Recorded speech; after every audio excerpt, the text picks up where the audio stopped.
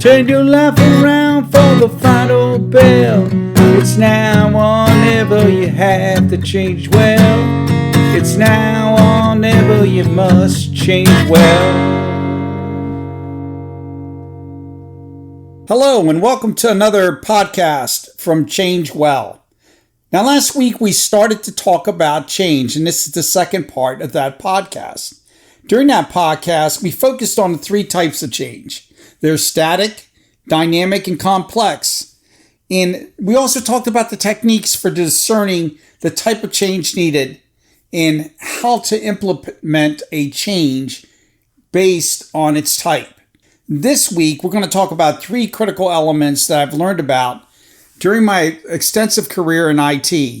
I know I've talked a lot about my wellness journey, but I've also had a journey in information technology over 30 years with a leading consulting company. And over that stretch, I've had to manage change on tons and tons of IT projects. So today we're going to talk about three critical elements for managing a change order in either an IT project or any project. And those three critical elements are the definition and initiation of change. How do you communicate and monitor the change? And then the most important one, especially when you're building a new application, is training and support. No matter how much change is needed, if these three elements are not handled properly, then the change and potentially the whole project are at risk. So let's talk about definition and initiation. Many changes fail because they just start wrong. The key way they start wrong is you don't follow a clear change request process. It does not matter if your project is either agile or waterfall or some other type. You must have a change request process that clearly defines the who, what, where, when, why, and how of the change. Here are some questions that you should be asking yourself when you are doing this change request process. First, you need to know who can approve the change and who is impacted by the change. If you miss one key stakeholder on approving the change, then your change may be undermined. And they'll say, hey, I never signed up for that.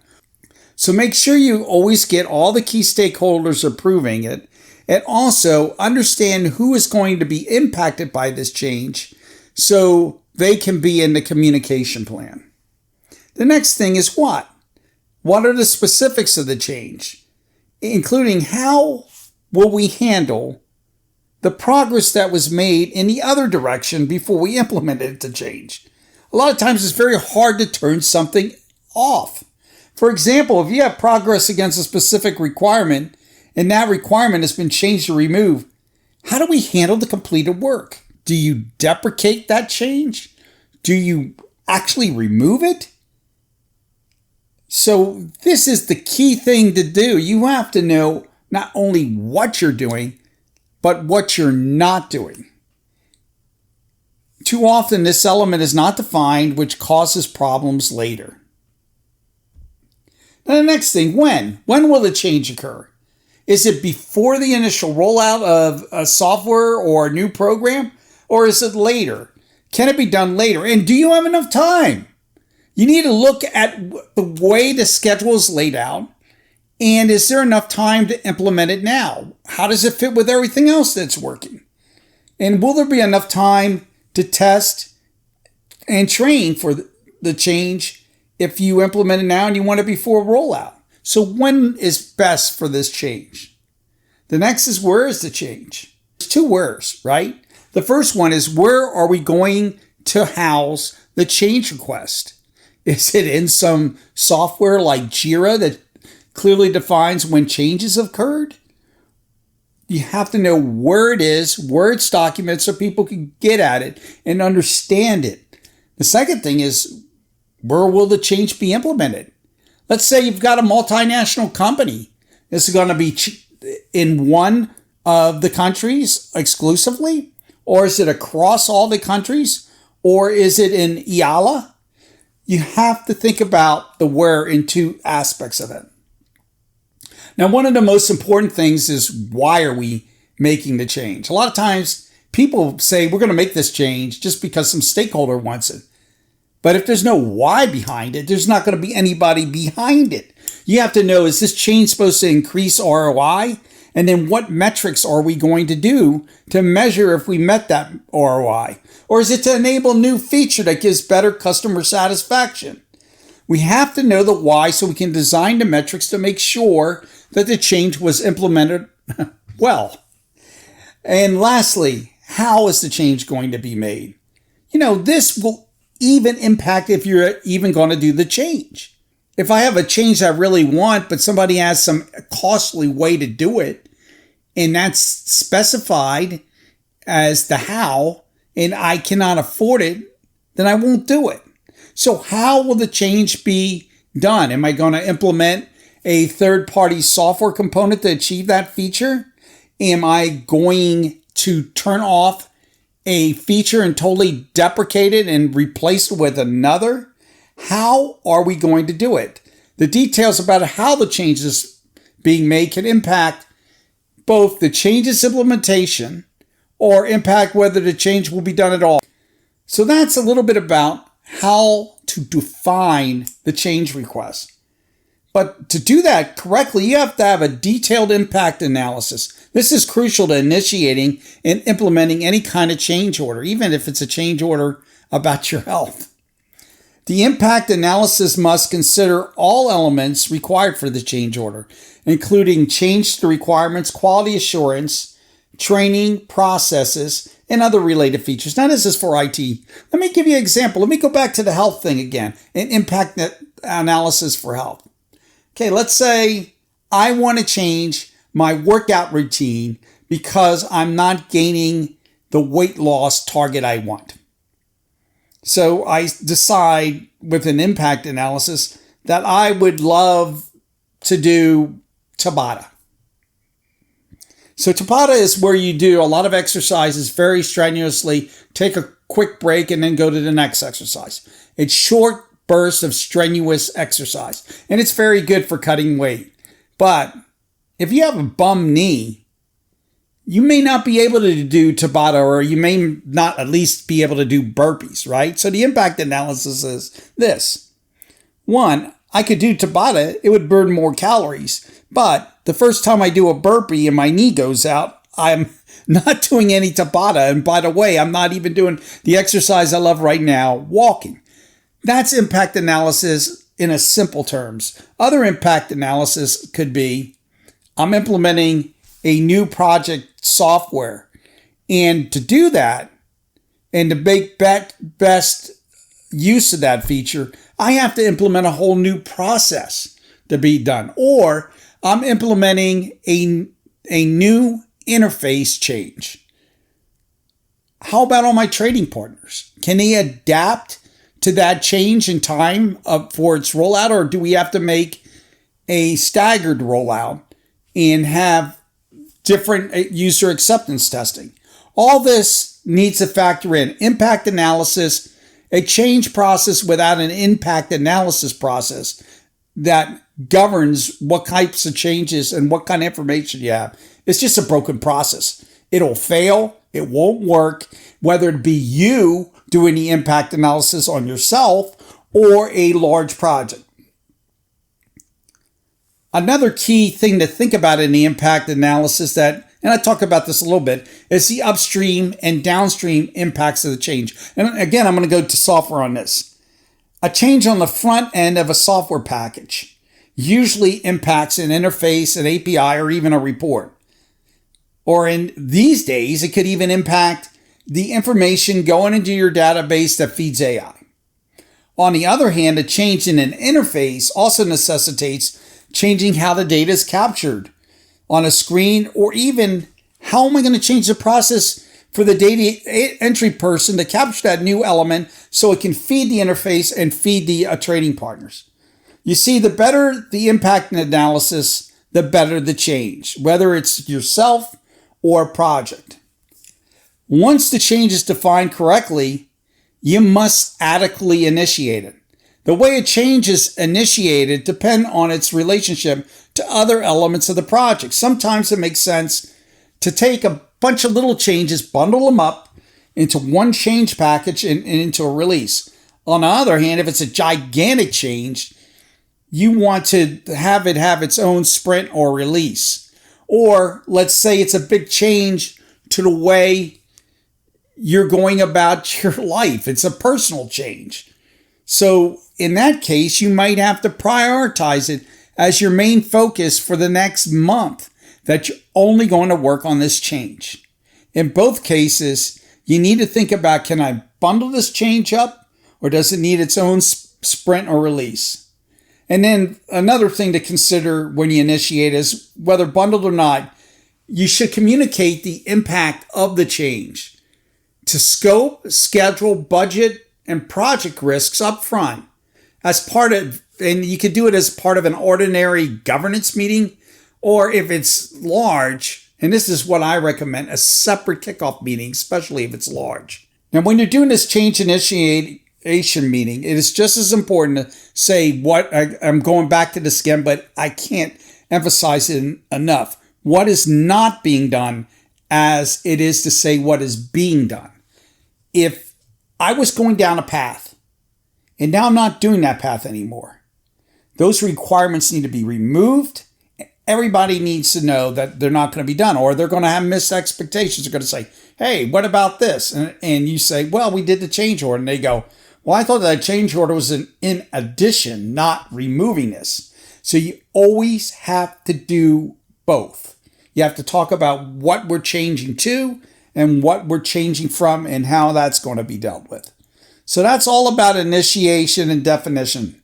Now you got your project in flight. How are you going to continue the communication and to monitor your project? You know, communication it just starts at initiation.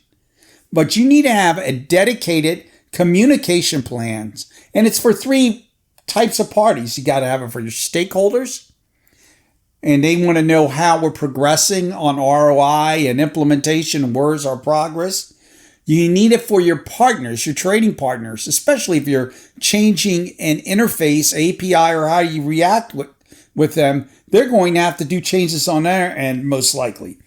And everyone knows this, but this is the hardest one, the users of a system. To communicate progress properly, you need to monitor against critical metrics and milestones associated with the change. And this is where you really need to do a lot of thinking about what are going to be the associated metrics during the change process and how they will be monitored. That should be in your change request, so everybody knows up front and you can articulate and communicate as you move on.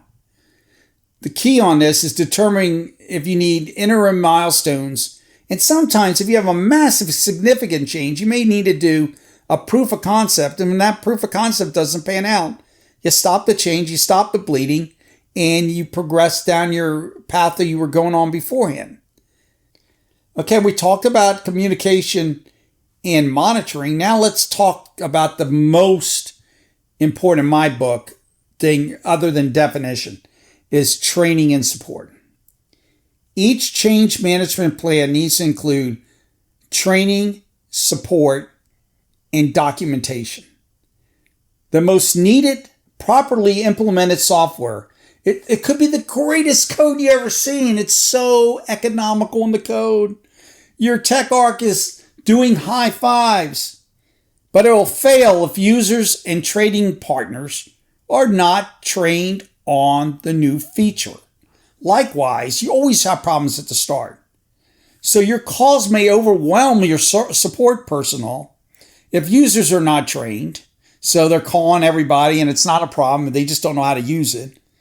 Or if the support documentation is unclear or missing. Training and support, here are some of the best practices that I've learned over my 30 years. First, and this is, I can't tell you how many times people forget to do this, is you need to plan for training environments and your training playground early in the project. They are two very different things. A training environment has static scenarios and it needs to be able to be refreshed by the training instructors. On the flip side, you usually need, especially for big change, a playground so people can practice what they just learned in a risk-free environment and practice their scenarios. The next thing is to get the support on board, you need to conduct an operations readiness test with all levels of help desk, level 1, 2, and 3. You need to train your support staff as well as the users, because they're going to be on the front lines and they're going to have to help instruct the users. While you'll get some support from user acceptance testing and training support, it's also essential to practice the feedback cycle between the 3 different call desks. The more things you can answer on the first call, the faster everybody will be served that are using the application, and the better you can handle the call volumes. So you have to practice, okay, I've got a defect. I don't know how to fix it. I think it's a defect. I don't know how to fix it. It goes to level 2 help desk, which are intimately aware of how the application works. They look at it and they can't figure it out. They throw it over to the developers. They come back and they look at the code. They say, oh, wait a second. You're forgetting this step. And then level 2 goes, oh, wow, that step I never put in my documentation. Let me put it in documentation. Then they send out a communication out to everybody that says, oh, we failed to put in this documentation, this one step. Then they take that and they give this information up to level 1, who develops a script that if somebody calls in with this problem that maybe they didn't read the communication, they say, oh, look on the new documentation release, page 24, and this is what you're supposed to do. And now the call is handled very quickly instead of flooding your level 3 developers or flooding the help desk. So you got to practice this integration between the 3 help desks, and the best way to do that is like an operations readiness test. Lastly, plan for hypercare. Changes are very seldom painless initially.